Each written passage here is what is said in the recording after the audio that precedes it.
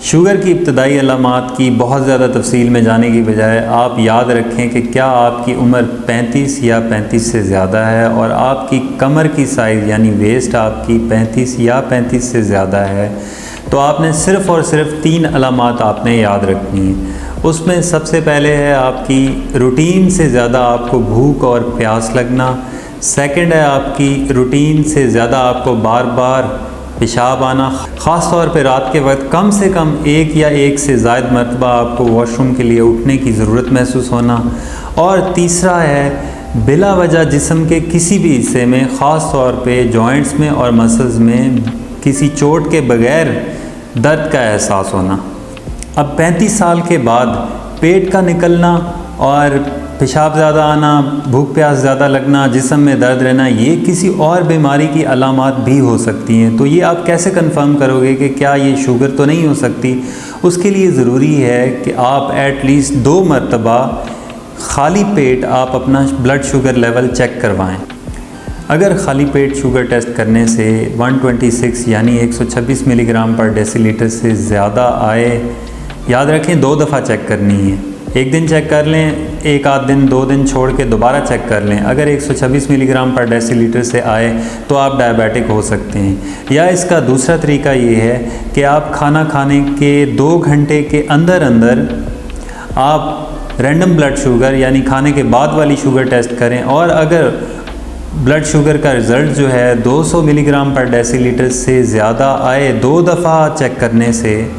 तो आप डायबिटिक हो सकते हैं। या इसका एक तरीका और है जिसको HbA1c टेस्टिंग कहते हैं। उसमें अगर आपकी ब्लड शुगर 6.5% से ज़्यादा आती है तो भी आप डायबिटिक हैं। तो 3 अलामात याद रखनी है, पोलीयूरिया, पोलीडिप्सिया और तीसरा जो है जॉइंट या muscular pain. Type 2 diabetes mellitus की और भी अर्ली साइन सिम्टम्स हो सकते हैं, जैसे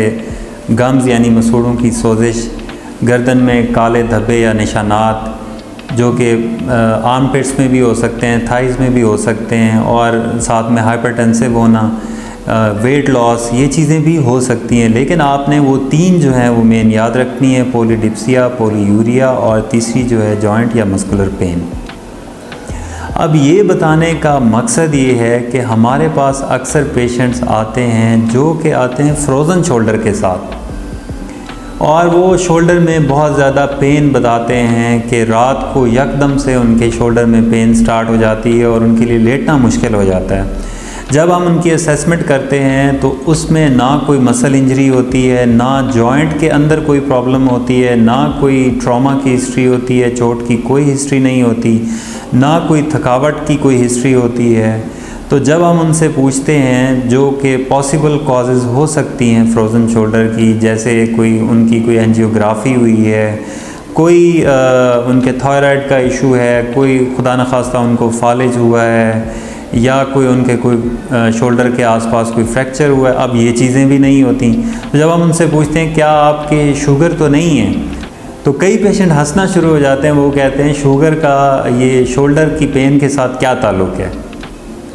तो जो शुगर की बाकी अलामात हैं, जब हम उनसे कंफर्म करते हैं कि क्या आपको बहुत ज़्यादा भूख प्यास लगती है, तो वो उसकी अजीब अजीब सी रीज़न देते हैं कि जी वो गर्मी होती है तो हमने पानी ज़्यादा शायद पी लिया,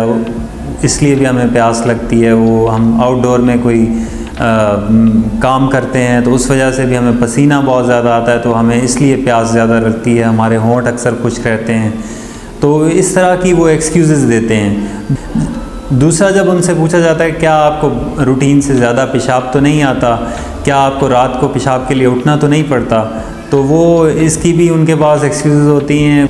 तो ये वो मानने के लिए तैयार नहीं होते। उनके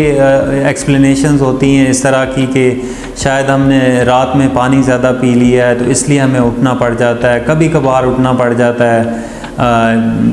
या हमने दिन के वक्त बहुत ज़्यादा पानी पी लिया, कई कहते हैं हमने लस्सी बहुत ज़्यादा पी है, तो उस वजह से भी हमें बार बार वॉशरूम की ज़रूरत महसूस होती है, वॉशरूम जाने की। तीसरा, जब हम उनसे पूछते हैं तो वो ये बताते हैं कि कोई हिस्ट्री भी नहीं है चोट की, कोई इंजरी भी नहीं हुई, उसके बावजूद शोल्डर में पेन होती है।